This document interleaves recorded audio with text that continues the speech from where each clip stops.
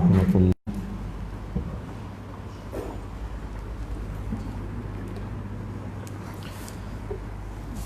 Nahmaduhu wa nasta'inuhu wa nastahdihi wa nastaghfiruh wa na'udzu billahi min shururi anfusina wa min sayyiati a'malina. Man yahdihillahu wa asyhadu anna sayyidana Muhammadan 'abduhu wa rasuluh. Allahumma salli ala sayyidina Muhammad. Allahumma salli ala sayyidina Muhammad. Allahumma salli ala sayyidina Muhammad wa ala alihi wa sahbihi ajma'in, amma ba'd.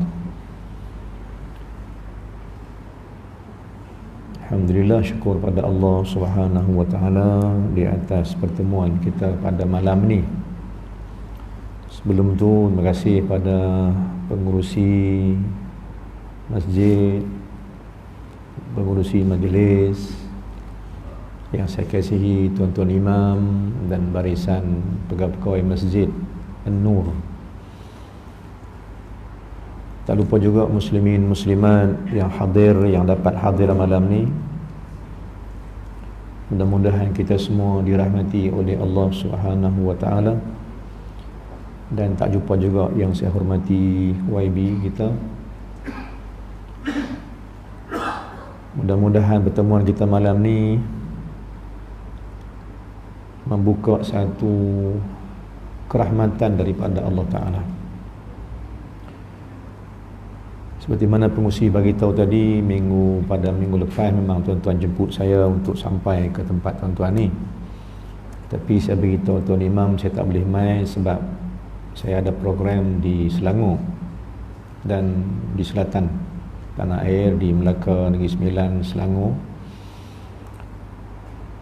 Program tetap saya setiap bulan saya ada di sana. Dan juga di sekitar Perak ini juga banyak juga. Tapi ini tempat tuan-tuan ni kali pertama saya sampai. Alhamdulillah.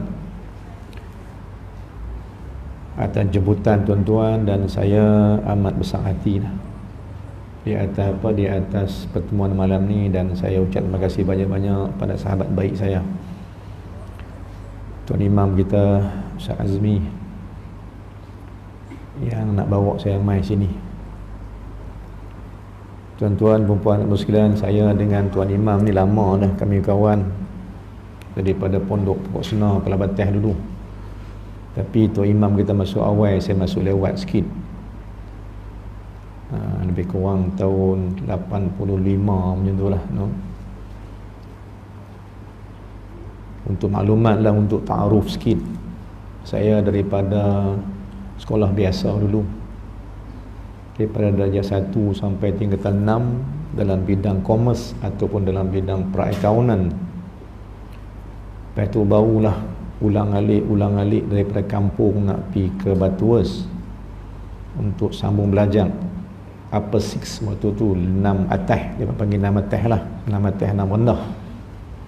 Ulang alik daripada kampung saya di Tasik Gelugong, SPU Perbeh Utara, ulang balik kayu basikal sampai Batuas, lalu ke pondok Pokok Senar. Tu cerita dia, dengan pakaian sekolah, seragam sekolah, kayu basikal, kayu gerek kan, ulang alik lalu ke pondok Pokok Senar. Tiba-tiba tengok suasana pondok masa tu, pokoknya pondok-pondok, tengok kawan-kawan yang ada pagi-pagi ni, saya biasa lalu nampak mereka turun pondok, keluar pergi musalla, pakai kain plekat, baju Melayu, kepiah, bahasa berkenan dah. Maka satu hari saya ambil keputusan untuk singgah di pondok, dan saya pun masuk kawasan pondok, carilah siapa-siapa yang ada di pondok nak tumpang sat. Maka saya pun cari masuk kawasan pondok Pokok Senar Al-Khairiyah Islamiyah itu. Cari tak jumpa siapa. Allah takdirkan saya jumpa dengan Tuan Imam dan tuan lah. Dia semawa saya naik pondok dia. Waktu tu dia tengah goreng nasi goreng. Saya naik bagi salam, naik duduk dengan dia. Dia nak masuk kelas lah masa tu. Saya baru nak pergi jumpa, nak tanya, nak jumpa. Rasa-rasa hati nak berkenan, nak ngaji pondok. Kasi tumpang sat pondok. Apa Ustaz Azmi, tuan imam kita. Esok pun saya mai tumpang lagi situ. Last kali saya bawa baju Melayu, gantung sangkut di pondok dia. Siapa pun tak tahu. Kata saya ni masuk pondok. Sebab tuan-tuan masa tu sejarah saya sendirilah. Orang tak suka orang peleceh, orang agama masa tu. Era tahun 80, masing-masing duk hala kepada akademik seluruhnya. Dan waktu mana saya nak masuk pondok ni, saya pick up 4-5 kali juga. Tapi kerana hati ni telah Allah buka, berkenan ke pondok Pokok Senang. Saya jumpa dengan ustaz, abang nak ngaji situ.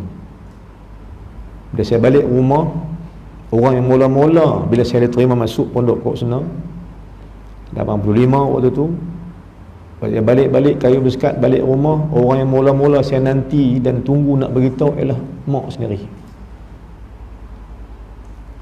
Mak saya motong getah tuan-tuan, ayah buat mendang, keluarga miskin. Jadi tunggu mak balik, pukul 2 petang dia balik. Saya beritahu mak, cik nak pergi pondok. Dia kata, hang pergi minta dah ke? Dah minta dah, ustaz terima. Mak kata apa? Mak pun arwah lah tuan-tuan.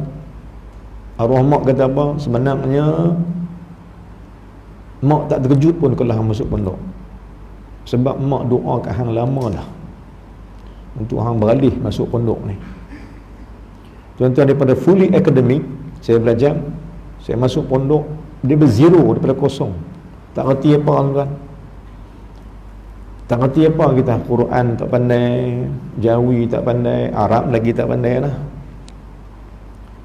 Tapi tuan-tuan, Allah sekalian, kerana hidayah Allah Ta'ala, saya tak baca kat ulian tuan, nak baca hidayah Allah.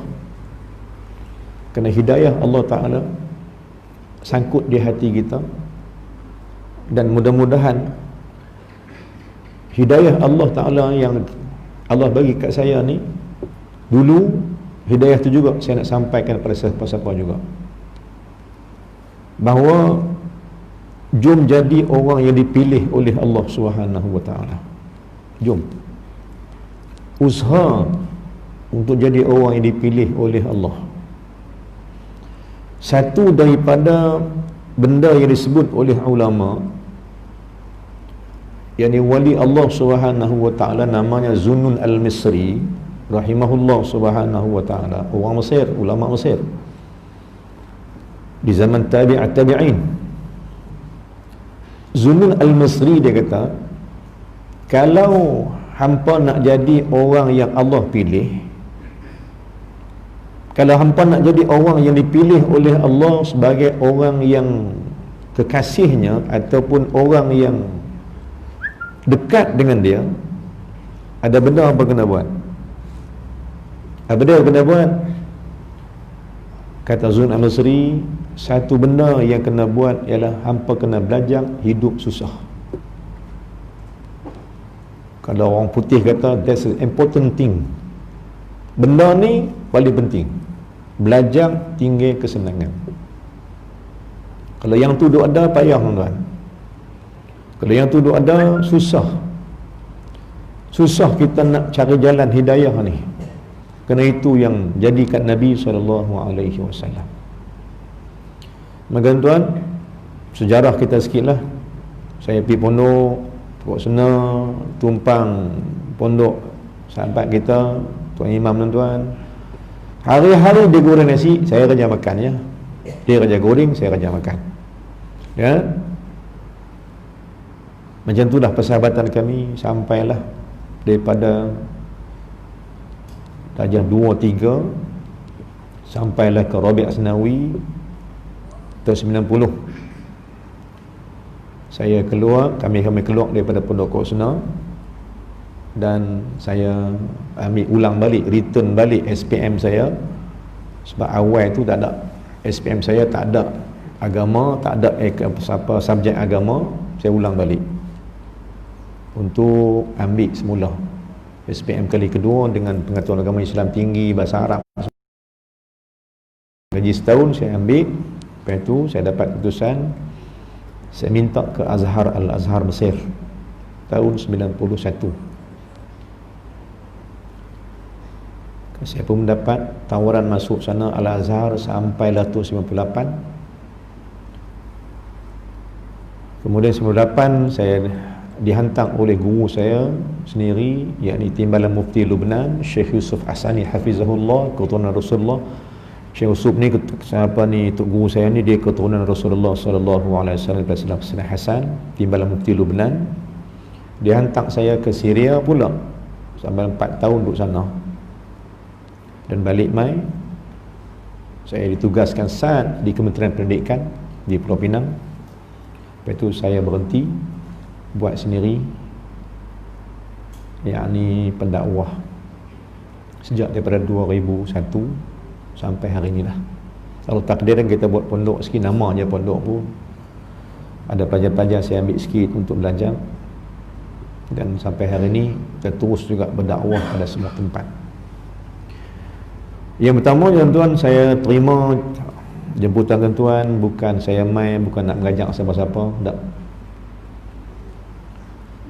Yang pertama saya kata kat Tuan Imam, saya main pertama sekali sebab saya nak bersilaturahim dengan tuan-tuan. Kita nak sambungkan tali hubungan kekeluargaan.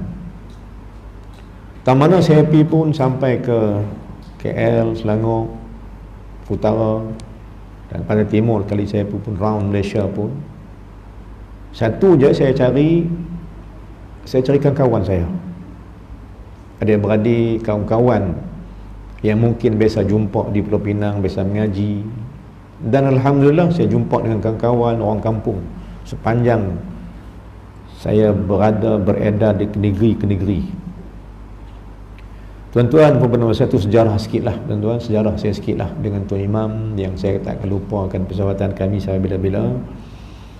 Kerana persahabatan ni dia ada beberapa peringkat. Ada orang kawan dengan orang pasal dia kaya, kita kawan dengan dia. Ada orang macam tu. Ada orang kawan dengan orang pasal itu rajin tolong orang, kawan dengan dia pasal rajin tolong kita. Tapi ada orang kawan tak pasal kawan tu kawan, kan dia sayang kerana Allah Subhanahu wa taala. Persahabatan inilah yang akan dinaungi oleh payung rahmat Allah Subhanahu wa taala. Dan tuan-tuan, kalau kita buka hadis qudsi, syarat untuk kita buangkan bala itu, sebab untuk kita buangkan, bukan kita buang, kita nak minta Allah buangkan bala ini. Apa juga bala yang mungkin turun, kena ke kampung, kena ke orang kampung, atau kena negeri, daerah, negeri dan negara dan dunia amnya, ada syarat dia agar Allah Ta'ala ni buangkan bala ni. Pertama, apa kata Allah Ta'ala tuan-tuan? Saya pernah sebut dalam khutbah Jumaat di Pulau Pinang sana. Hadis kursi daripada Allah Ta'ala. Allah kata, inni la ahammu bi ahli al-ardi azaban. Sesungguhnya kata Allah, aku nak buat turun bala ke kampung itu. Inni la ahammu, aku ni nak berasa sangat berkandak sangat-sangat Allah ni, bi ahli ardi, kepada penduduk bumi itu, azaban, akan azab turun. Tapi kata Allah Ta'ala, bila aku tengok mereka ni ada benda mereka buat, benda ni kita nak kena cerita juga tuan-tuan, penyebab bala ditolak oleh Allah. Allah kata, bila aku tengok orang kampung tu ada 3 benda kat mereka, tak kira lah kampung ke, daerah ke, negeri ke, negara ke, jom kita pakai buat yang ni. Sebab ini Allah beritahu, Tak mana saya pun saya sebut benda ni sebab apa? Kita dalam masalah COVID-19 hari ni. Kita ingat Kedah lah baru ni rupanya naik balik. Kan dah PKP di Pulau Pinang pun ada bagian pulau PKP-B malam ni. Paik Buntang juga PKP-B pada esok lusa. Dan beberapa tempat lagi ada PKP-B juga. Bermakna kes ni tak berhenti, tuan-tuan. Jadi macam mana kita nak buat? Apa ikhtiar kita? Kita dah penjarakan, dah jarak dah, pakai mask, pakai dah, sanitize pun kita dah buat dah, semua dah buat dah. Tapi COVID masih ada lagi. Bermakna apa dah? Ikhtiar kita dah habis. Kali ni kita kena berikhtiar agar Allah tolong kita. Itu saja. Ikhtiar kita dah habis. Usaha kita dah habis. Hanya Allah Ta'ala saja tempat kita mohon, bergantungan akan harapan. Soalan dia, tuan-tuan, nak buat lagu mana nak bagi Allah Ta'ala ni bantu kita? Pertama, tuan-tuan, pertama sekali nak minta Allah bantu kita ni, nak tolak bala semua ni bukan kerja kita dah. Yang ni hanya kita minta bantuan Allah saja. Maknanya kita nak kena minta Allah tolong kita. Soalan dia, nak buat macam mana nak bagi Allah tolong? Kalau kita nak buat bagi Allah tolong, maka Allah bagi tahu kita, tuan-tuan, apa syarat kita berjaya, apa syarat kita menang melawan COVID dan melawan apa saja ni. Tuan-tuan buka Al-Quran, kita punya rujukan kita punya panduan kita Quran lah. Mana boleh ambil kitab lain bagi orang Islam.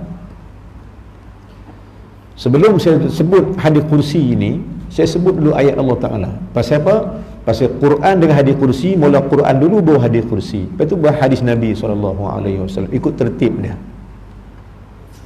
Quran mula tak mana, tuan, apa ayat yang nak minta Allah turunkan pertolongan, nak minta Allah tolong kita, nak beri menang. Apa ayat dia? Ayat dia, tuan-tuan, kita buka Al-Quran, ayat dia, surah dinamakan surah An-Nasri. Apa dia surah An-Nasri? Kita ni kadang-kadang jarang tahu nama surah. Kepala ayat kita ingat lah. An-Nasri ni ialah Idza ja. Kita baca ayat dia. Bismillahirrahmanirrahim. Idza jaa nasrullahi wal fath. Makna dia, bila datang pertolongan Allah, hampa semua, kalian semua akan berjaya dan menang. Syarat menang apa dia? Idza jaa nasrullahi, bila datangnya pertolongan Allah, kita berjaya.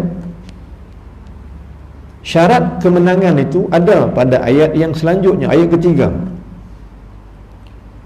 Ayat kedua, wa ra'aitan nasa yadkhuluna fi dinillahi afwaja. Apa syarat kemenangan? Itu bukan syarat dia. Di sini syarat dia. Syarat di mana? Fasabbih. Itu syarat kemenangan, tuan-tuan. Ulama tafsir dah habaq dah, Allah dah bagi tahu dah. Fasabbih bihamdi rabbika wastaghfirhu innahu kana tawwaba. Inilah syarat kemenangan. Syarat Nabi Allah tolong kita. Pasal apa? Kita dah habis ikhtiar dah. Ikhtiar kita tak boleh pergi dah, dekat tu je. Hanya Allah jaya bantu. Tapi syarat bantuan, syarat nak terima bantuan Allah, Allah kata fasabbih, maka hendaklah engkau bertasbih memuji Allah semula. Bihamdi rabbik, dan pujilah Tuhanmu itu. Tasbih, tahmid. Satu lagi yang kita kena buat untuk minta Allah tolong kita ialah wastaghfirhu, minta ampun dengan dia itu. Minta ampun dengan dia. Dia sebenarnya hu, sebenarnya hu dhamir ganti nama Allah Subhanahu wa taala. Hu wastaghfirhu, yakni wastaghfirullah, minta tolong dengan Allah Ta'ala itu. Wastaghfirhu, minta tolong, minta ampun kat dia. Sebab apa minta ampun kat dia? Innahu kana tawwaba. Bila Allah ampun dosa kita, Allah akan turunkan pertolongan dia. Dan kita nak kena apa tuan? Kita nak kena syarat dia kena minta tasbih banyak-banyak atas nama zikrullah, atas nama zikir Allah. Ini syarat kemenangan yang Allah nak habaq lah. Kalau yang ni tak ada tuan, kalau ini tak ada, kita mungkinlah. Baru ni saya pergi ke KL, sembang-sembang lah dengan orang-orang yang apa, yang di antara kita barisan hadapan lah. Harapan ni daripada mana ni orang dalam lawan COVID ni, KKM, MKN, orang yang Jabatan Peranan Awam, kesihatan kita. Mereka bincang-bincang balik, bincang-bincang, mereka tanya-tanya orang luar, tanya-tanya WHO dan sebagainya. COVID ni nak habis bila ni? Bila nak habis?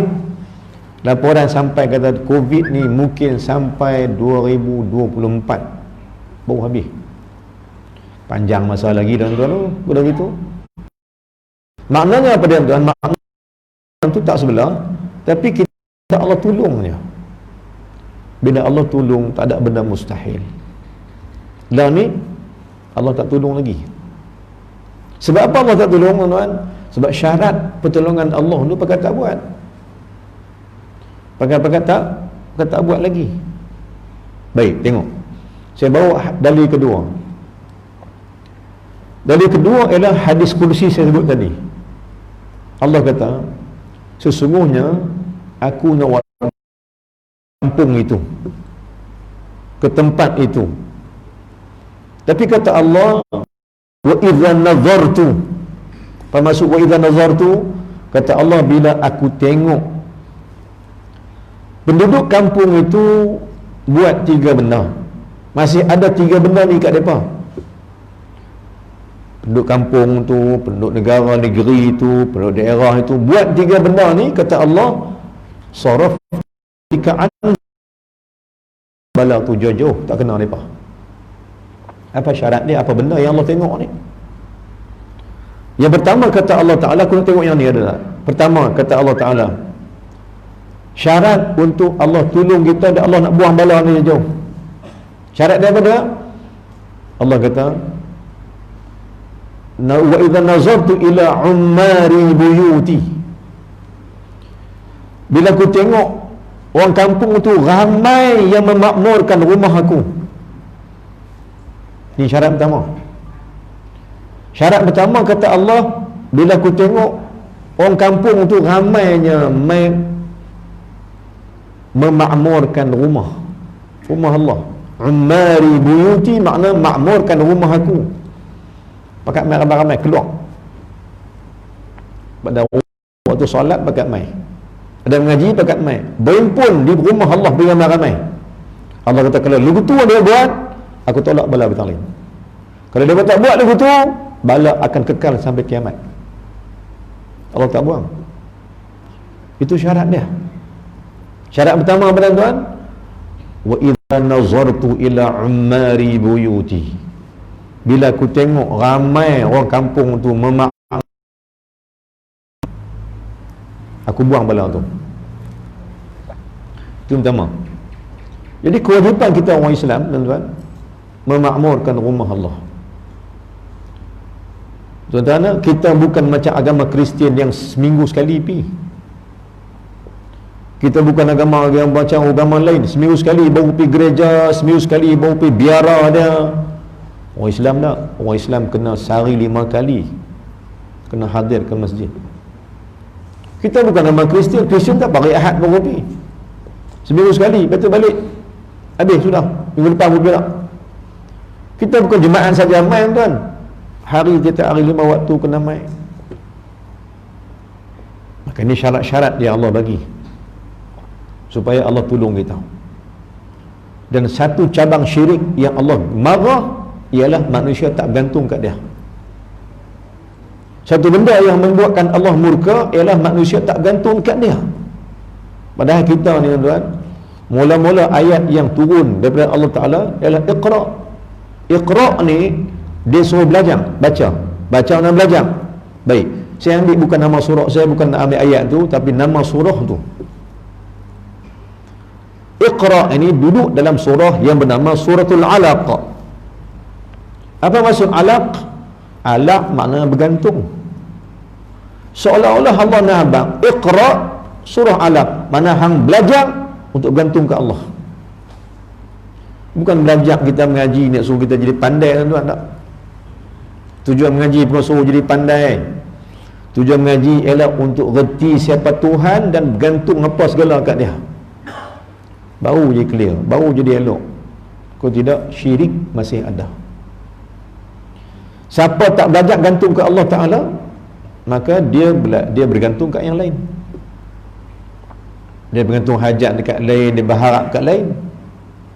Bila berharap kat lain, bermakna Tuhan lain ada. Selain Allah tu ada Tuhan ada. Maka pada tauhidnya salah. Baik, saya bertanya balik tuan. Malam ni tak belajar cakap macam tu, malam ni cerita pasal Maulid Nabi SAW. Kok lain tu lagi lepas tengah tak berhenti ya. Tuan-tuan dan puan-puan, pertama soalan balik. Allah kata apa? Allah kata, lagi aku tengok depa tak main masjid, tak ramaikan memakmurkan rumah aku tak buang bala. Itu syarat yang Allah bagi. Ini syarat ni bukan WHO yang bagi, bukan siapa-siapa bagi. Syarat ni Allah Ta'ala yang bagi. Bukan Persatuan Kesihatan Dunia yang bagi, bukan. Yang ni Allah Ta'ala bagi. Apa syarat dia nak bagi Allah tolong?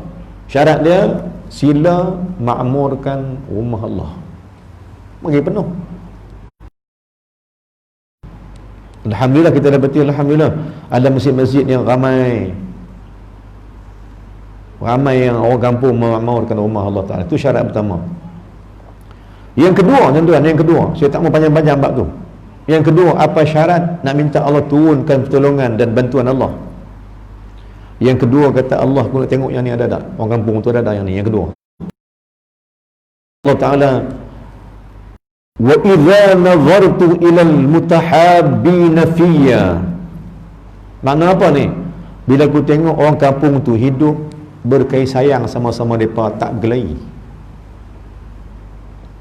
Dia buat kerja jadi, tuan. Mereka tak ada nak berkelahi, tak ada nak bergusur-musuh, bergaduh-gaduh, tak ada. Mereka hidup harmoni, hidup berkasih sayang kerana Allah Ta'ala. Pasal apa mereka hidup kasih sayang? Sebab mereka rajin memakmurkan rumah Allah tadi. Bila mereka rajin memakmurkan rumah Allah, akan timbullah dalam hati mereka ni kasih sayang sama-sama kita. Kan? Kita bila semayang, tengok kawan tak ada, keduk kerap main masjid, duk kenal-kenal, jadi seronok, suka pula. Tiba-tiba dia tak nampak dia main. Tanya kita, dia pergi mana? Di Kuala Lumpur katanya. Oh, dia pergi sana ke? Patut tak nampak. Siapa? Teringat dekat dia siapa tu. Saya kasih sayang. Allah nak tengok yang ni, kan? Allah tengok ni. Bila hampa hidup berkasih sayang, kata Allah Ta'ala, hampa hidup lagi tu akan kubuang. Sebab rahmat itu. Allah Ta'ala Tuhan kita, Tuhan yang maha rahim, maha pengasih sayang. Nabi kita pula Nabi yang rahmat lil alamin, penyayang pada seluruh alam. Maka bila kita bertuhankan Allah yang penyayang, Nabi yang penyayang, kita nak jadi siapa? Takkan kita jadi sama musuh sama-sama kita. Tentulah kita juga nak jadi sama-sama kita berkasih sayang kerana Allah. Baru jadi. Jadi Allah kata apa? Allah kata, aku tengok orang kampung tu hidup mereka berkasih sayang macam kita ni, alhamdulillah. Tapi masalahnya bukan satu dua kampungnya. Kalau boleh semua satu Malaysia ni buat begitu, Allah buang bala ni. Dan yang ketiga, saya ringkaskan, dia tak panjang-panjang mana ni sebab kita masuk bab lain. Yang ketiga, syarat bagi Allah tolong kita yang ketiga, makna Allah kata wa idza nazartu, yang ketiga kata Allah, wa idza nazartu ilal mustaghfirin bil ashar. Bila aku tengok pagi-pagi, bil ashar di mana sahur, pagi-pagi waktu sahur, waktu sok, dia buat apa? Kata Allah, bila aku tengok geng ni, kumpulan ni Sahur tu bangun buat apa? Wal mustaghfirin. Ramai yang bangkit waktu sahur minta Allah ampun dosa. Kata ulama, dua benda ini. Pertama, minta ampun pada Allah pada tahajudmu di waktu pagi. Yang kedua, mai masjid minta Allah ampun dosa dalam qunut subuh engkau. Kata ulama, dua tempat ni. Waktu sahur ni. Waktu sahur buat apa tuan? Waktu sahur minta ampun. Sebab maksud wal mustaghfirin bil ashar. Wal mustaghfirin makna orang-orang yang minta keampunan daripada Allah bil ashari pada waktu sahur. Bila Allah kata aku tengok dia bangkit pagi minta ampun ke aku, mai rumah semayang, mai rumah Allah semayang minta Allah ampun dosa, ramai-ramai minta tolong Allah ampun dosa, innahu kana tawwaba. Bila Allah ampun dosa, pasti Allah buang bala tempat lain. Lagi umat Islam tak buat tiga benda ni. Ini kaedah agama kita. Lagi tak buat tiga benda ni, Covid tak habis. Sebab Allah tak buang. Sebab Allah tak tolong kita sekalian. Kita dah faham dah apa yang kita nak buat. Kita nak buat apa tuan? Kita nak buat, jom makmur rumah Allah, jom hidup bagi sayang sama-sama kita, dan ketiganya subuh bagi ramai. Ataupun bangkit awal pada waktu sahur, puasa kalau boleh puasa, waktu sahur tu, waktu sahur. Syarat dia Allah kata wal mustaghfirin bil ashari. Mohon ampun pada Allah di waktu sahur. Main tahajud, istighfar main masih awal sebelum subuh, main istighfar banyak-banyak, astaghfirullah, astaghfirullah, astaghfirullah. Ini syarat yang Allah bagi. Bukan saya sebut tuan-tuan, hadis kursi daripada Allah sebut, dan ayat Quran kita sebut juga tuan-tuan. Ini syarat-syarat agar Allah berikan kemenangan. Kalau nak berjaya lagi tu syarat dia. Baik tuan-tuan al-muslimin, kita tak boleh panjang-panjang lah. Ni cepat aku masa setengah jam lah. Ada setengah jam lagi insya-Allah, mudah-mudahan. Saya cuba ringkas-ringkaskan kat apa yang patut. Tuan-tuan dan muslimin, kita masih dalam suasana Maulid Rasulullah sallallahu alaihi wasallam. Dalam suasana. Patutnya saya main minggu depan pada 12 Rabiul Awal, tapi program saya banyak.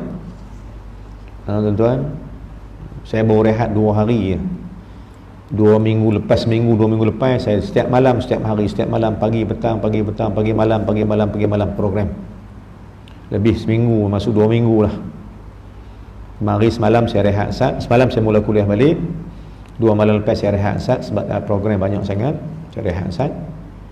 Malam ni hadir, bukan kena hadir, kita hadirkan diri di tempat pun untuk sama-sama meraihkan, memuliakan hari kelahiran Nabi SAW. Kita nak ajak orang Islam semua memuliakan Nabi dengan cara yang sepatutnya. Kita hadir ke majlis ini, ceramah, majlis kuliah, kita main ni kerana satu je. Pertama, saya juga nak jumpa tuan-tuan, tuan-tuan juga mungkin jumpa saya juga. Tapi sebenarnya kita mai, sebenar-benarnya saya nak ajak tuan-tuan, jom kita mai pasal Allah, jom kita mai pasal Nabi SAW. Baru jadi. Baik, maka kita dalam suasana sambut Maulid Nabi, Maulid Rasul SAW. Ulama kata apa? Ulama kata apa? Apa kepentingan kita buat majlis macam ni? Apa pentingnya majlis ni kita sambut? Walaupun ada orang setengah orang kata bid'ah dan sebagainya, tu lebih ke depan lah. Kita tak bincang bab tu, kan? Kita nak bincang macam mana kata satu ulama wali Allah Ta'ala, namanya Syekh Muhammad Alawi Al-Maliki rahimahullah Al-Hasani. Satu ulama keturunan Nabi SAW daripada Sayyidina Hasan yang wafat dan meninggal di Madinah. Dia kata apa? Dia kata kalau hampa tak sambut hari lahir Nabi, macam hampa tak seronok dengan dia. Dan kalau yang halang orang sambut Maulid Nabi ni, mana halang orang seronok atas Nabi SAW. Takkan macam tu kot orang Islam nak buat kat Nabi. Kita akan buat begitu. Maknanya sambutan Maulid Nabi ni satu kegembiraan, keseronokan atas lahirnya seorang Nabi yang terbaik, yang termulia.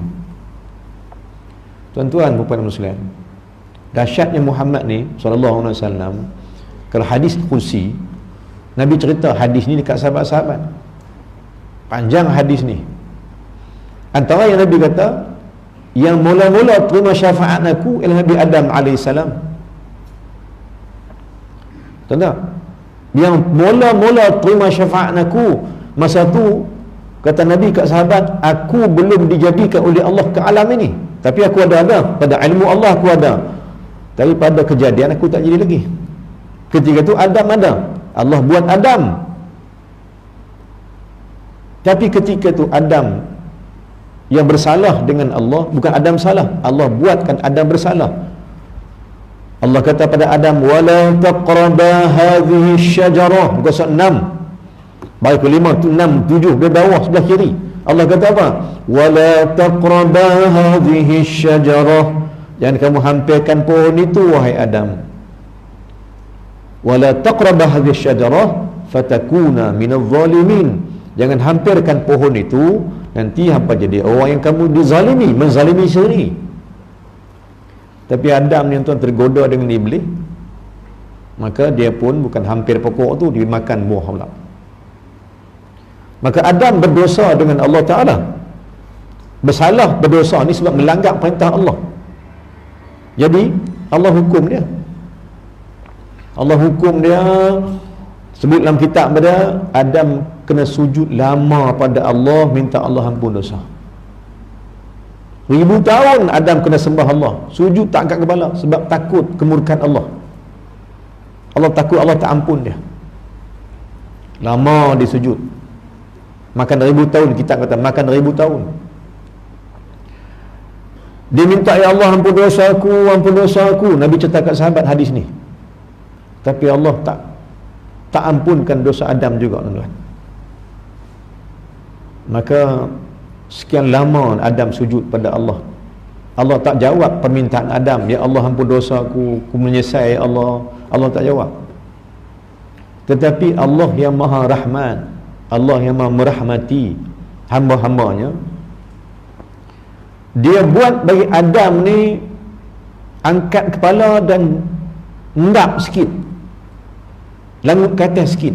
Waktu dia sujud tu, dia tengok ke atas sikit. Allah buat begitu.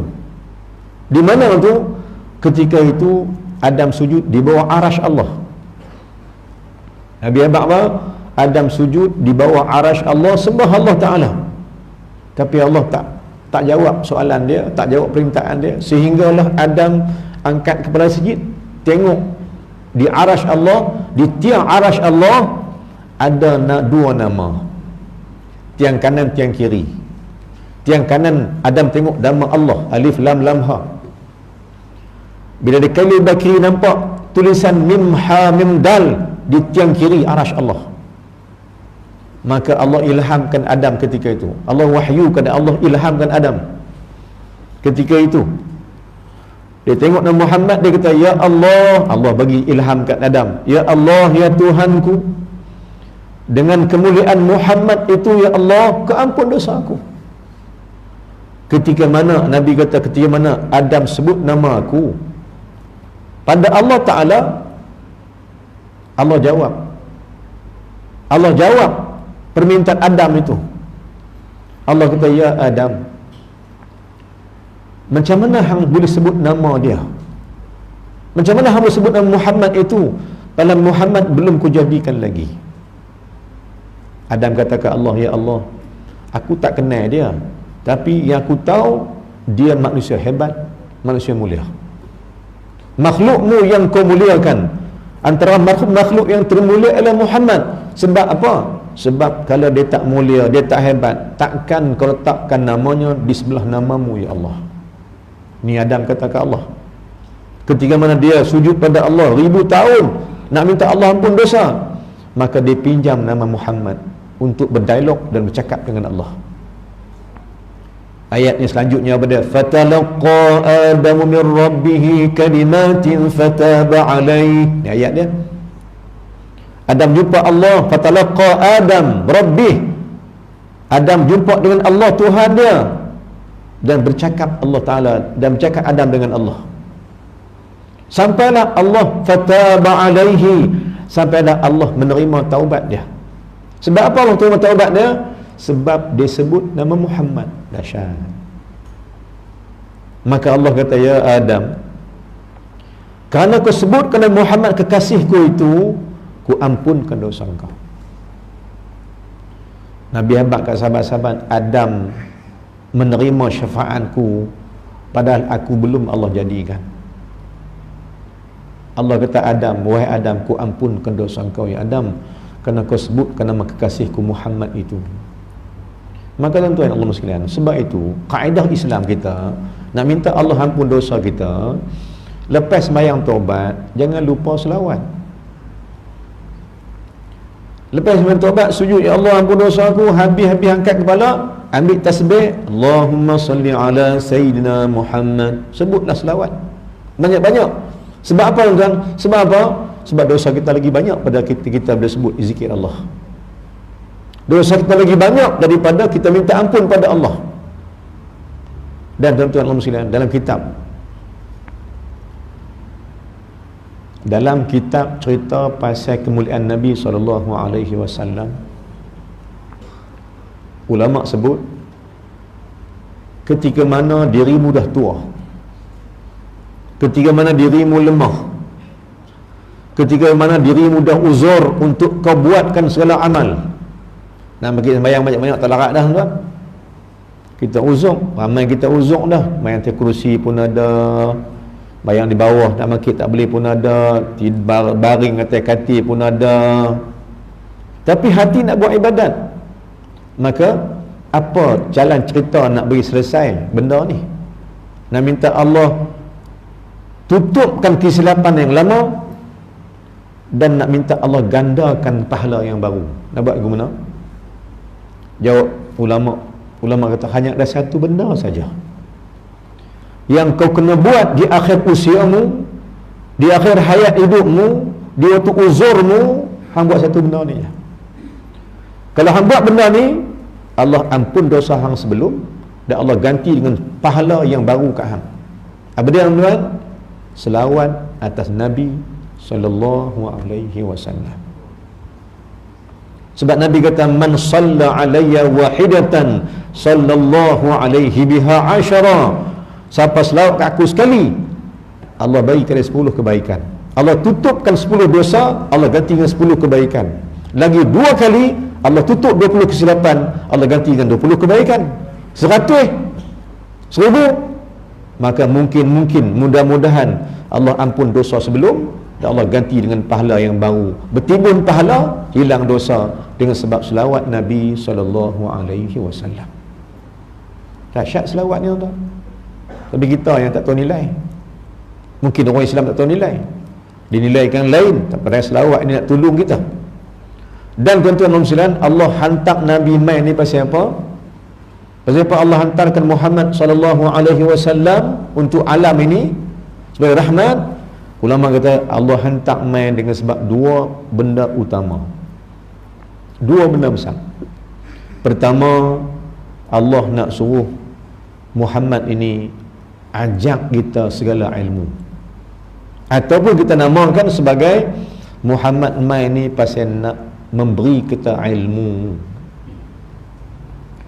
Tuan-tuan, puan-puan sekalian, apa kehebatan orang ilmu? Apa hebat orang ilmu ni? Apa kehebatan orang mengaji?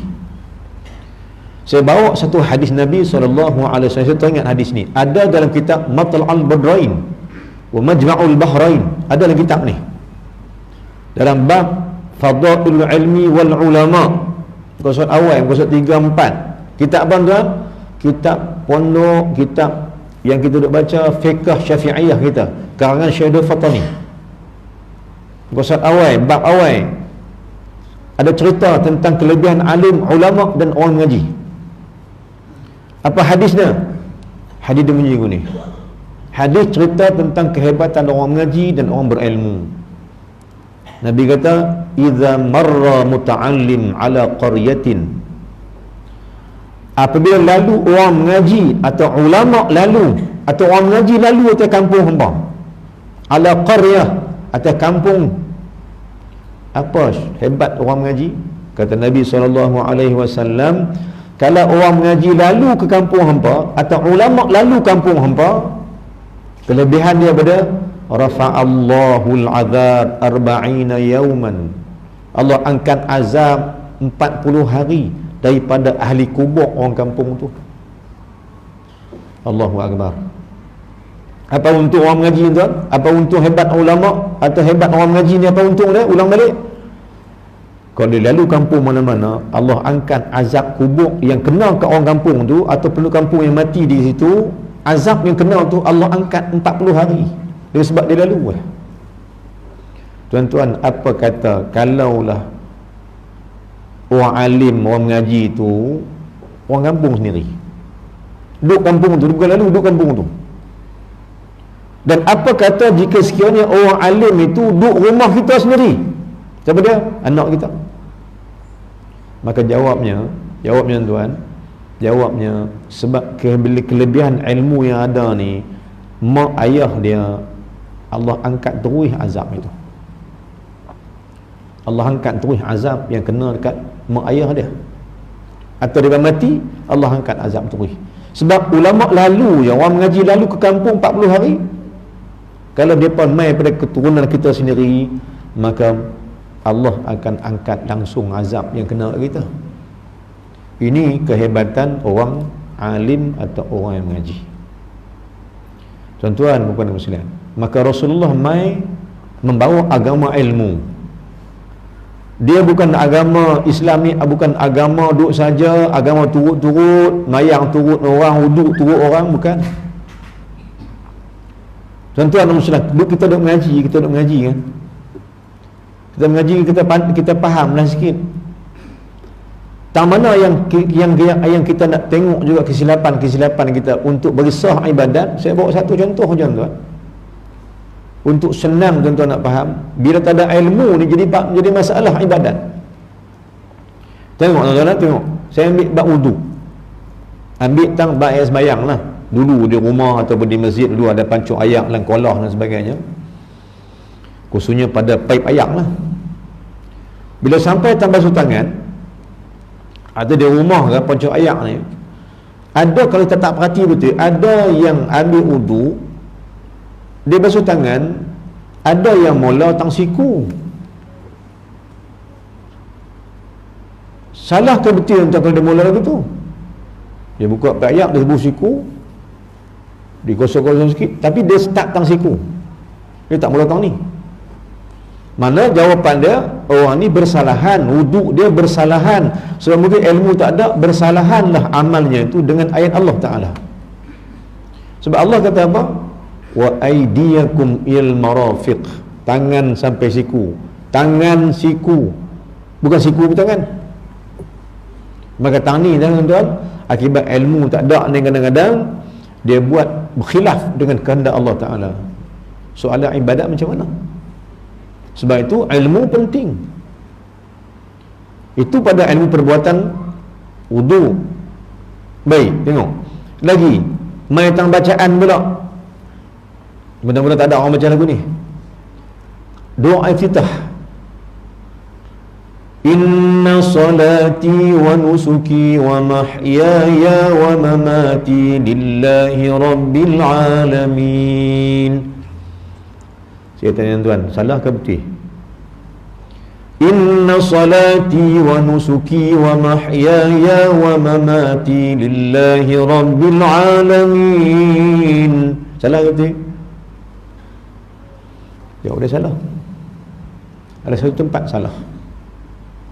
Walaupun sunat pun, tapi kena baca elok, sebab dia qauli kita dengan Allah. Tak mana salah dia tuan, tak sengaja salah ni, tu kena belajar ilmu juga. Salah tak mana? Inna salati wa nusuki wa mahyaya, tu salah. Pasal lebih panjang ya kedua tu. Inna salati wa nusuki wa mahyaya wa mamati, baca pendek ya kedua baru betul. Tak tu salah pula. Salah apa? Salah tak sengaja. Tu kena ilmu juga tuan-tuan. Tu tak kira Fatihah lagi, tak kira tahiyat lagi. Maka Nabi mai ni nak bawa ilmu. Sebab dalil dia Iqra bismi rabbikal ladzi khalaq. Belajarlah kamu. Tujuan belajar buat apa tuan? Tujuan mengaji ni buat apa ni? Tok guru buka kitab ni, kita mengaji ni pasal apa? Pasal apa kena mengaji? Pasal apa tak mau mengaji? Dan apa tujuan mengaji? Allah kata jom mengaji sebab tujuan mengaji itu agar hampa kenal Tuhan hampa yang telah menjadikan hampa sekalian. Iqra bismi rabbikal ladzi khalaq. Belajarlah kamu agar kau kenal Tuhanmu yang telah menciptakan kamu. Itu tujuan mengaji. Maka siapa tak mau mengaji bermakna tak mau kenal Tuhan. Kata ulama ahlillah, wali-wali Allah, dia kata siapa yang tak belajar kenal Tuhan, ibadat dia 1000 tahun pun Allah tak terima ibadat dia. Na'udzubillah min dzalik. Maka tuan-tuan dan sekalian, Nabi boy nak ajak kita ilmu. Yang kedua, tuan-tuan, yang kedua, Rasulullah mai kerana bila ada ilmu, tengok satu benda lagi, Rasulullah mai untuk menyempurnakan balik adab manusia. Apa dia adab? Akhlak, perangai baik. Ini yang Nabi bawa. Nah, ini yang Nabi diutus oleh Allah Ta'ala nak bagi kita berakhlak. Patah balik pada akhlak kita. Apa dah akhlak kita? Kecil-kecil tak reti mohong, kecil-kecil tak reti tipu, tak reti ambil hak orang. Hak kecil-kecil, masa mula-mula kita hidup kecil-kecil tak reti. Bila main besar sikit, main 15 tahun ke atas, 17 tahun, dia kenal sikit dunia lah, mula lah hak orang, hak aku. Dia tak tahu dah hak orang. Mula dah hak orang jadi hak aku, mulalah ambil hak orang, mulalah apa curi hak orang, mulalah tipu mak, mula tipu ayah. Asal bukan macam tu. Asal tak gitu. Asal dia bersih, tak ada tipu, tak ada bohong, sayang mak sungguh-sungguh, sayang ayah sungguh-sungguh waktu kecil. Maka Allah kata apa? Tujuan mengaji ni nak bagi patah balik sifat hang pada sifat asal. Jangan menipu, tak ngerti tipu, tak ngerti bohong, tak ngerti ambil hak orang, tak ngerti nak khianat orang, tak ngerti hasil neki, semua tak ada benda semua. Pasal hang mengaji untuk patah balik dirimu menjadi orang yang berakhlak. Tuan-tuan puan muslimin, malam Jumaat ni saya ringkaskan lah, nak panjang-panjang cerita ni 8.30 lah pun. Malam Jumaat ni selalunya kita baca Yasin. Pasal baca Yasin tuan-tuan, pasal baca Yasin malam Jumaat ni, memanglah kehebatan, kelebihan dia banyak. Tapi apa sebab Yasin ni hebat? Apa sebab Yasin ni jadi istimewa? Sebab tuan-tuan, sebab Yasin jadi hebat ni, Yasin jadi surah utama kalau kita duk baca malam Jumaat ni, sebab dia ada mula-mula ayat tu ialah Yasin.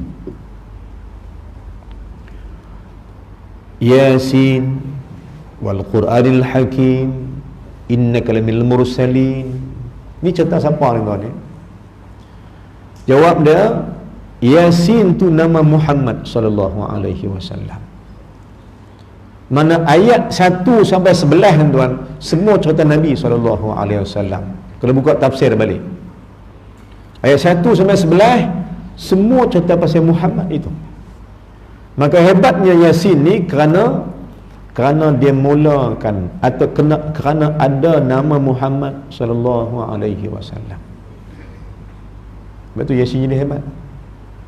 Dan saya pun tuan-tuan, antara surah yang mula-mula tu aku suruh hafal ialah Yasin. Sebab apa tuan? Sebab bila saya kerja balik, oh rupanya patutlah pasal apa kena hafal Yasin dulu. Pasal rupanya ambil syafaat Nabi SAW. Yasin ni hebat tuan-tuan, mana mula ada nama Muhammad, belakang ada Allah Ta'ala. Adanya kehebatan Allah. Innama amruhu idza arada syai'an ay yaqula kun fayakun. Ni hebatnya Allah. Hujung ayat. Tapi mula-mula ayat Yasin ialah ada Muhammad sallallahu alaihi wasallam. Sebab tu surah balik Yasin jadi hebat. Yasin jadi mulia. Yasin ni jadi benda yang cukup. Orang sakit baca Yasin nak sembuh, Allah sembuhkan. Nak naik orang baru baca Yasin.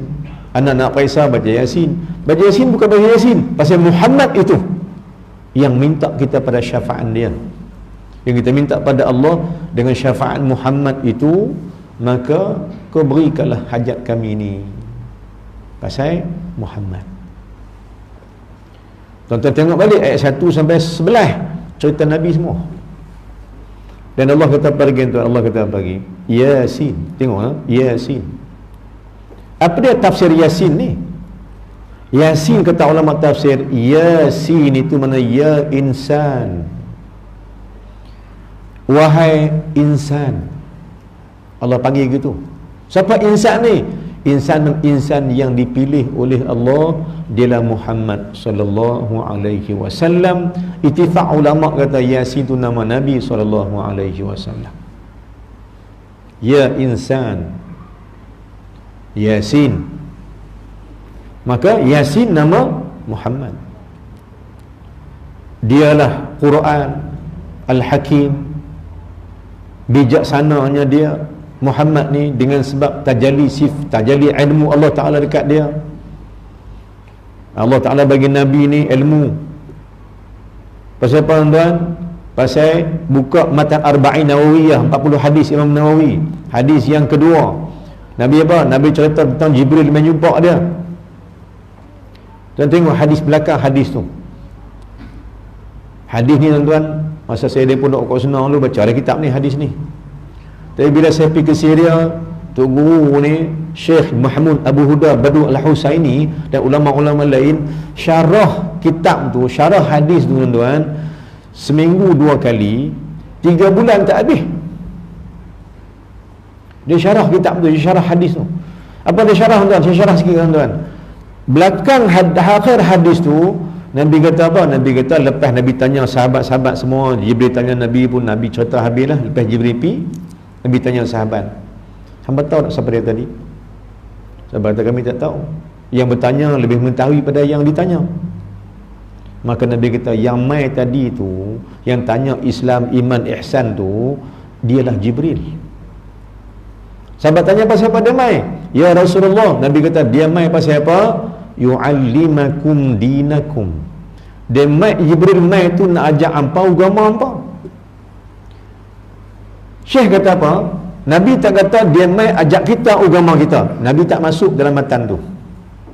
Nabi kata yu'allimakum, atakum Jibril yu'allimakum dinakum. Jibril mai ni pasal nak ajak kamu akan agama kamu. Maknanya Nabi tak masuk dalam bab tu.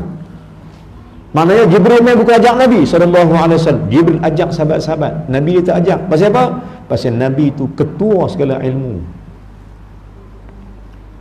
Sebab itu tuan-tuan, sebab itu saya sebut sekali, sikit lah, jangan salah sangka. Sebab ada orang yang komplain dia tak mau baca qunut subuh. Ni puak-puak yang tak mau baca qunut subuh lah.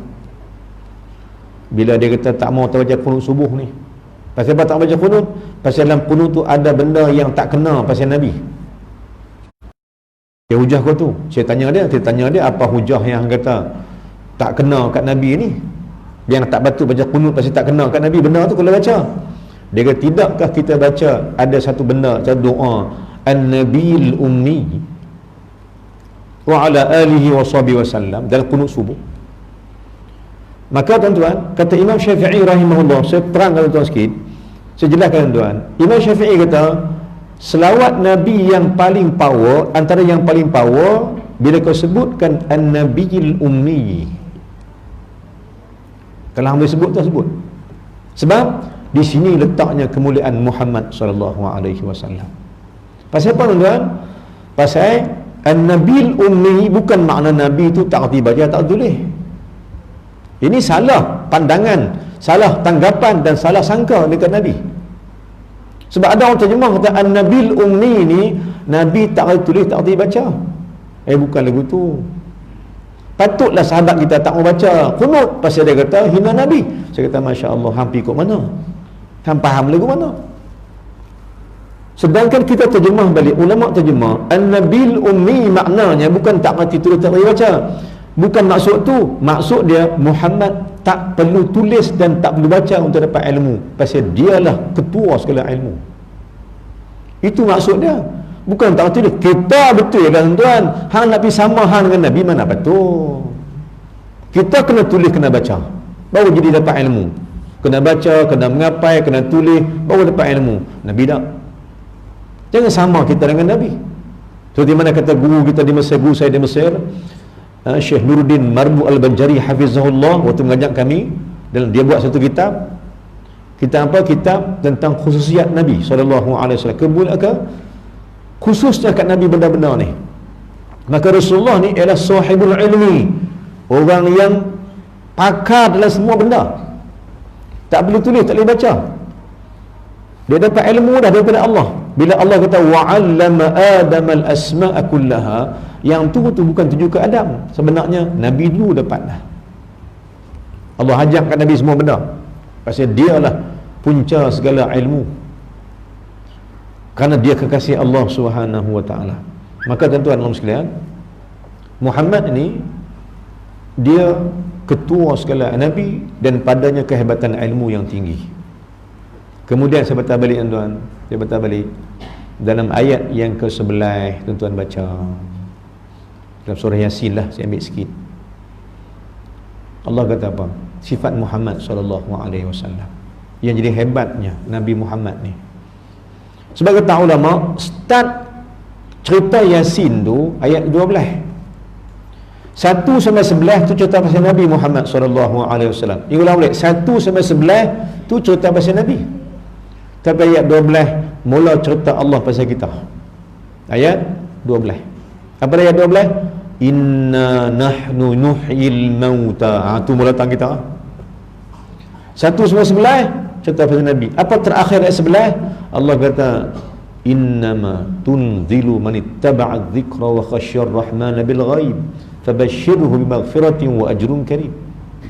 Wa ajrun kabir. Allah kata apa? Innama tunzira. Kamu tu ya Muhammad, hanya tugas kamu memberi peringatan. Wa khasyar rahman, dan ajak manusia takut Allah. Dan beriman dengan benda-benda gaib. Fabashshirhu, dan beri khabar gembira kat mereka dengan khabar syurga.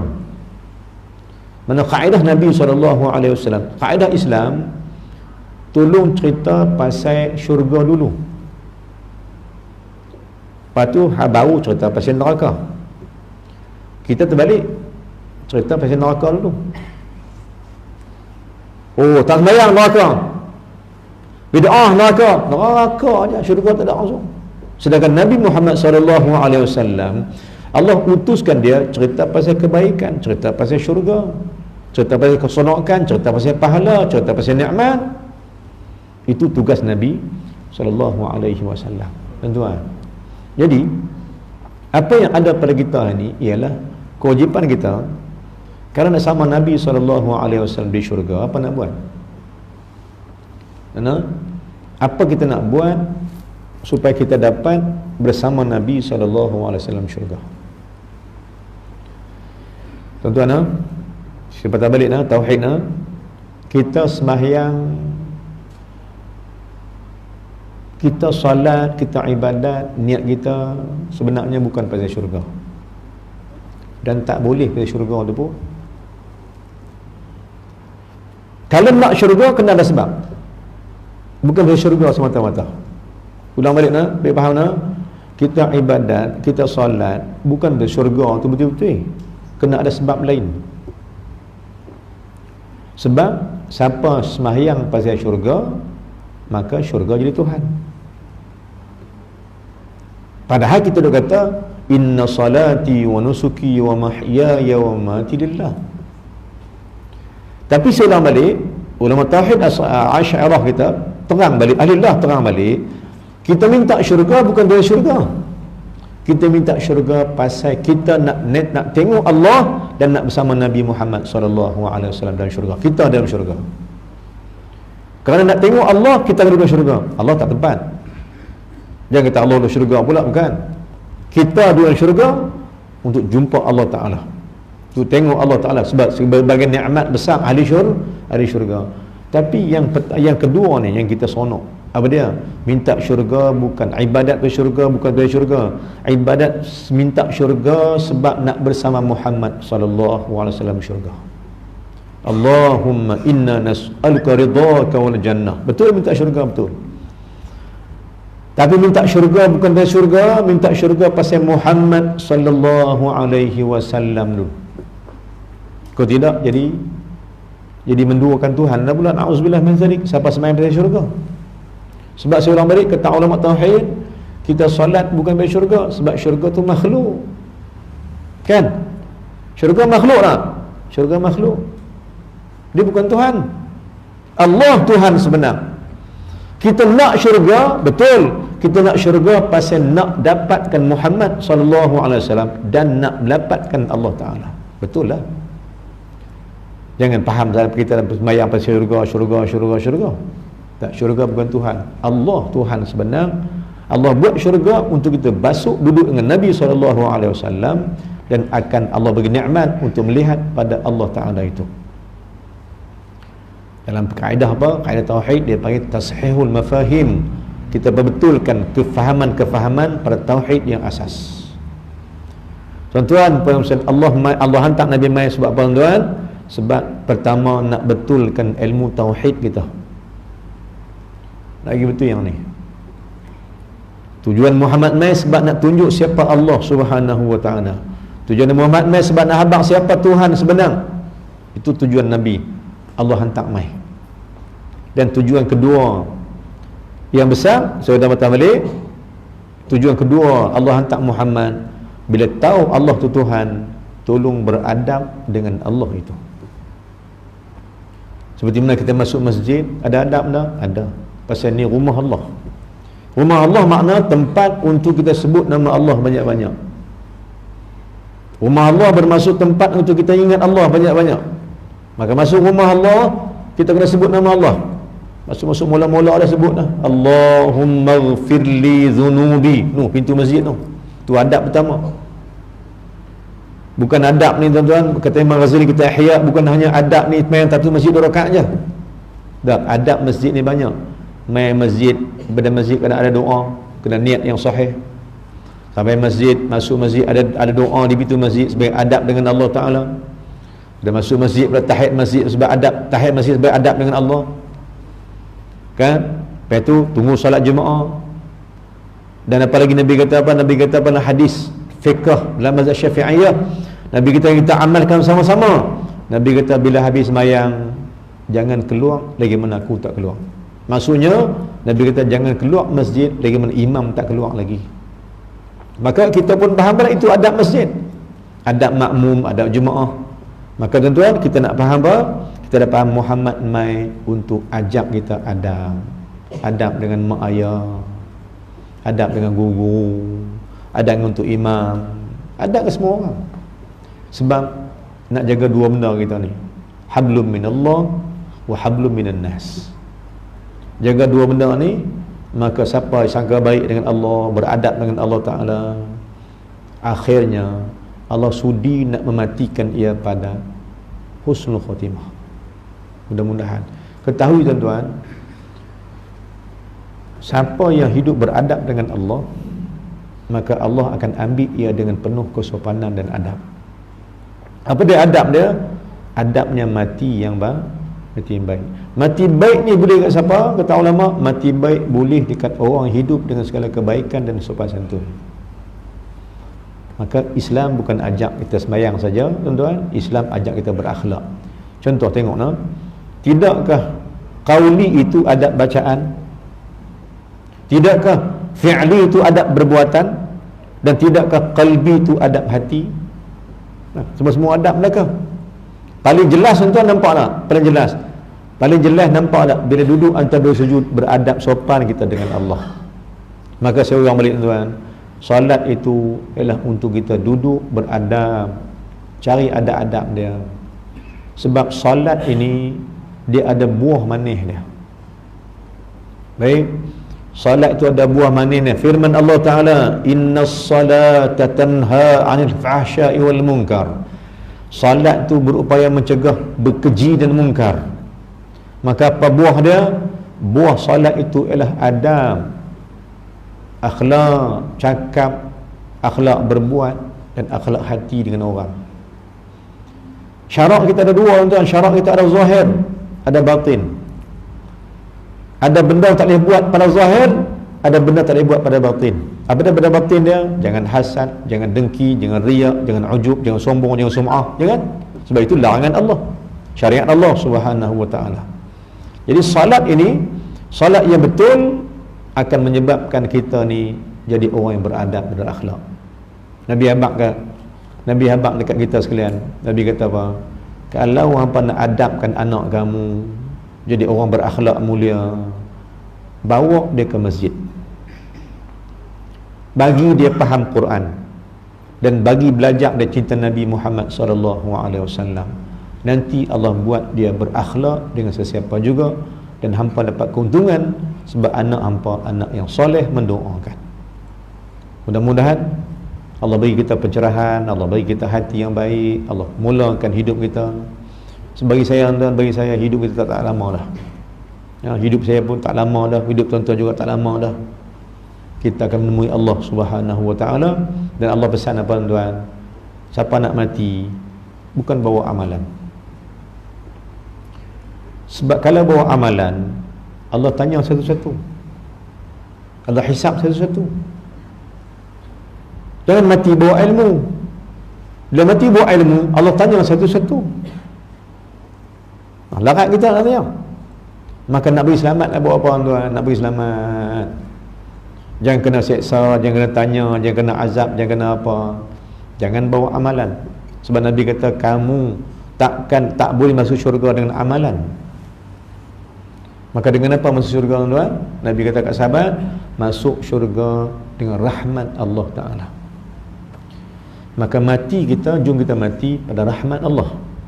Dan jom belajar berahmati sesiapa pun, dan belajarlah kita untuk menyintai sesiapa pun kerana Allah dan Rasulullah sallallahu alaihi wasallam. Itu kata tu saja insya-Allah malam ni. Pada malam ni, esok pagi saya ada lagi, dan malam esok juga ada lagi. Ahad saya baliklah.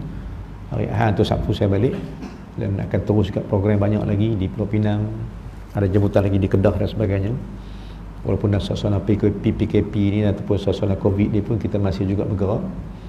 Mudah-mudahan dengan sambutan maulid kita yang kita buat di sini dan juga di seluruh Malaysia ni, dengan syafaat Nabi Muhammad SAW yang kita sambut kelahiran dia ni, walaupun cara sikit, kita mohon pada Allah Ta'ala agar Allah lindung kita daripada segala benda yang tak baik. Kita mohon pada Allah agar Allah angkatkan bala ni, buangkan bala ni tempat lain. Dan dengan sebab sebut nama Nabi Muhammad banyak-banyak tuan-tuan, Allah beri kita sayang menyayangi sama-sama kita. Dan dengan sebab kita sebut nama Allah, nama-nama Nabi banyak-banyak ni, kita jadi orang yang mendapat syafaat Nabi Muhammad sallallahu alaihi wasallam. Amin ya rabbal alamin. Aqulu qala astaghfirullahal azim li wa lakum, sal muslimina wal muslimat wal mu'minina wal mu'minat fastaghfiru fa fawzal mustaghfirin dari taibin. Terima kasih banyak pada tuan-tuan yang jemput saya untuk sama-sama dengan tuan-tuan. Saya datang, saya main ni kerana meraihkan tuan-tuan, dan di atas jemputan sayang sama-sama kita kerana Allah Ta'ala. Mudah-mudahan kita jumpa lagi di masa depan. Bismillahirrahmanirrahim. Alhamdulillah wassalatu wassalamu ala Rasulillah wa ala alihi wa sahbihi ajma'in. Allahumma ighfir lana dhunubana wa ludayna warhamhuma kama rabbayana shaghira. Jami'al muslimina wal muslimat bi rahmatika ya arhamar rahimin. Allahumma zidna ilman nafi'an wa amalan salihan maqbula. Allahumma ja'alna minal ladzina yastami'una qawli fayattabi'una ahsana. Allahumma ja'al jam'ana hadha jam'an marhuma wa tafarruquna min ba'dihi tafarruqan ma'suma. Ya Allah, ya Tuhan kami, ampunkan dosa-dosa kami yang banyak ini ya Allah. Dan dengan keberkatan dan dengan malam yang kami sambut kelahiran Nabi Muhammad SAW ini, kami mohon daripada syafaat Nabi SAW ya Allah. Ya Allah Tuhan kami, berikanlah syafaat pada kami, ampun dosa-dosa kami ya Allah dengan syafaat Nabi-Mu sallallahu alaihi wasallam. Ampun juga dosa mak ayah kami ya Allah yang masih hidup atau yang telah meninggal dunia ya Allah. Kalau mak ayah kami masih hidup lagi di atas alam ini ya Allah, panjangkan usia mak ayah kami, rahmati mereka dan berilah peluang mereka bertaubat dan beramal ibadat dengan banyak padamu ya Allah. Sihatkan mak ayah kami ya Allah, dan terimalah amal-amal mereka juga ya Allah Tuhan kami. Dan jika sekiranya mak ayah kami dah mati dah ya Allah, Kau ampunkan dosa mak ayah kami, luaskan kubur mereka ya Allah, siramkan hujan rahmat dalam kubur-kubur mereka ya Allah ya Tuhan kami. Terangkan kubur mak ayah kami ya Allah dengan syafaat Muhammad sallallahu alaihi wasallam. Dan buatlah yang terbaik pada mak ayah kami seperti mereka mereka buat baik ke kami dulu ya Allah ya Tuhan kami. Ya Allah ya Tuhan kami, dengan syafaat Muhammad sallallahu alaihi wasallam kami sambut pada malam ini ya Allah. Berikanlah kami mati dapat mengucapkan nama-Mu ya Allah, dan matikanlah kami dalam mengucapkan kalimah syahadat, dan matikan kami dalam mengucapkan nama Muhammad sallallahu alaihi wasallam. Dan jika Kau izinkan ya Allah, kami mohon agar kami dapat menatap wajah Nabi-Mu sallallahu alaihi wasallam di akhir hayat kami nanti ya Allah. Ya Tuhan kami tak pernah pandang wajah dia ya Allah, tapi kami mohon kesudian ya Allah, dengan berkat selawat Nabi SAW, dengan sambutan kami buat ni kerana memuliakan Muhammad SAW ini ya Allah. Berilah peluang kami menatap wajahnya walaupun sebentar ya Allah, agar kami dapat mati pada rahmat-Mu dan syafaat Nabi-Mu SAW. Ya Allah Tuhan kami, rahmatilah sesiapa juga yang ada dalam majlis ini ya Allah.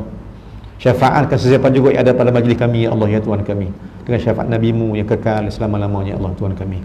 Syafaat syurga, syafaat untuk ampun dosa, syafaat untuk naikkan martabat-martabat dalam syurga nanti ya Allah, dan syafaat untuk bersama Muhammad sallallahu alaihi wasallam dalam syurga nanti ya Allah Tuhan kami.